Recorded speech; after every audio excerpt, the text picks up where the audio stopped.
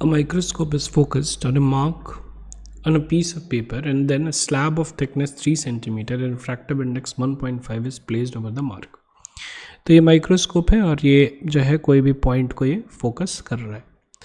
अब जब यहाँ पे क्या हुआ, ग्लास स्लैब रखा गया. तो जब ग्लास स्लैब रखा जाएगा तो ग्लास स्लैब के नीचे वो पॉइंट रहेगा and this point will appear to be raised.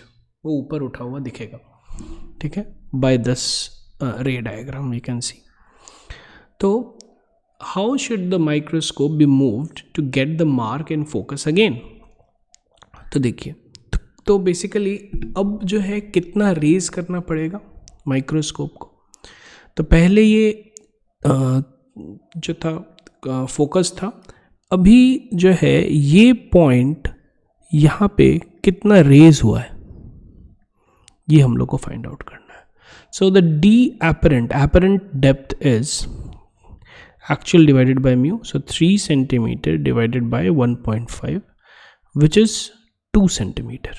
तो ये जो apparent depth है this is 2 centimeter. तो इसका मतलब कि ये रेज हुआ है 1 centimeter. ठीक है. So therefore the microscope also has to be raised by 1 centimeter. So therefore the answer is going to be B.